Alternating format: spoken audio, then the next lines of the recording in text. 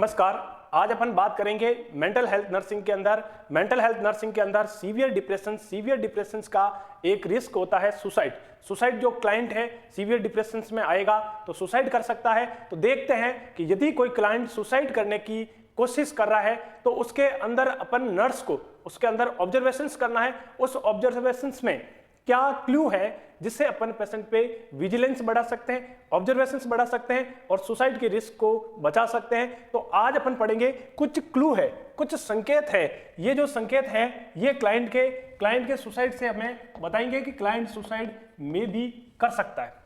तो देखिएगा, पहला जो क्लाइंट है वो giving away personal special and prize possesses. Client जब भी अपनी बेशकीमती चीजों को या संपत्ति को कुछ चेंज करना चाहता है या फिर उसमें कोई बदलाव करना चाहता है या किसी के नाम करना चाहता है या कोई चीज बेचना चाहता है तो भी ये एक क्लू है कि उसने सडन जो है वो इस तरीके का चेंज कैसा हुआ है। ये एक अपन ऐसे ही असेसमेंट करते हैं। इस असेसमेंट से अपन उस पे विजिलेंस रख सकते हैं, बचा सकते हैं, उसके लिए रख रहे हैं। ये कोई अपन इसलिए नहीं रख रहे हैं कि क्लाइंट को इस तरीके से अपन जो है उसको गिल्ट फील करवा रहे हैं, इस तरीके का बिल्कुल नहीं है। ये हमें एज ए मेडिकल साइंस होने के नाते हमें एक अवेयरनेस के बारे में बात करनी है। या फिर क्लाइंट जो है कोई भी सोशल्स प्रोग्राम है, उस सोशल्स प्रोग्राम के अंदर जो है वो एंगेजमेंट कम कर देगा या फिर जाना कैंसिल कर देगा, यानी कि आइसोलेशन जो है वो पेशेंट्स के अंदर देखने को मिल सकती है।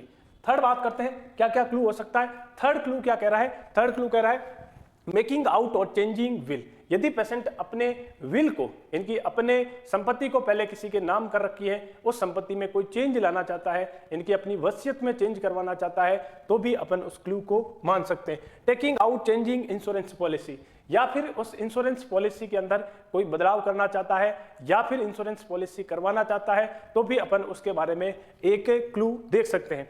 पॉजिटिव और negative change in the behaviour. देखिए यहां बात की गई है दोनों की, पॉजिटिव चेंज भी हो सकता है और नेगेटिव भी चेंज जो है वो बिहेवियर के अंदर हो सकता है, ये आपको देखना है। या फिर पेशेंट जो है वो आपको पुअर एपेटाइटिस का मतलब पेशेंट खाना नहीं खाएगा, अपने पेशेंट का कंसंट्रेशन अच्छा नहीं रहेगा, फोकस उसका वीक हो जाएगा और होपलेसनेस हो जाएगा। इनकी उसको कोई दुनियादारी से किसी को खुद के बारे में कोई अवेयरनेस नहीं है, होपलेस हो जाएगा, बिल्कुल निराश हो जाएगा। ये भी एक डिप्रेशन के अंदर क्लू है। तो पेशेंट को हेपेटाइटिस और स्लीप में भी प्रॉब्लम हो जाएगी, स्लीप लेने में भी प्रॉब्लम हो जाएगी, बिहेवियर में चेंज हो जाएगी, पेशेंट का इंटरेस्ट वगैरह सारी चीजों में डिक्रीज देखने को मिलेगा। क्लाइंट इंक्वायरी अबाउट पॉइजनस, और क्लाइंट जो है वो इस चीजों पे इंक्वायरी या इस तरीके का सर्च करेगा कि पॉइजन्स क्या है, गन क्या है, या फिर कोई भी लीथल जो ऑब्जेक्ट से जिससे जो डेथ हो सकता है उसके बारे में वो है सर्च करेगा।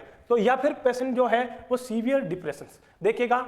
डिप्रेशन जो सीवियर डिप्रेशन है उसकी वजह से सुसाइड होता है, बल्कि सुसाइड जो है ये एक डिप्रेसिव डिसऑर्डर तो है ही है, पर ये ज्यादा डिप्रेसिव डिसऑर्डर जब एक्टिविटी डिसऑर्डर के अंदर कन्वर्ट हो जाता है तब पेशेंट जो है वो सुसाइड करता है। तो अपन ने इसके सुसाइड के बारे में बात की है। तो पेशेंट में क्या क्या क्लू हो सकते हैं, क्या क्या संकेत हो सकते हैं जिसको अपन को ऑब्जर्व कर सकते हैं या फिर उसको अपन जो है पेशेंट में विजिलेंस करके पता कर सकते हैं कहीं ये गलत कदम तो नहीं उठा रहा है। तो ये जो लेक्चर है वो अपन पेशेंट में असेसमेंट जो है वो करते हैं साइकेट्रिक पेशेंट में, स्पेशली जो है सीवियर डिप्रेशन टाइप के पेशेंट के अंदर।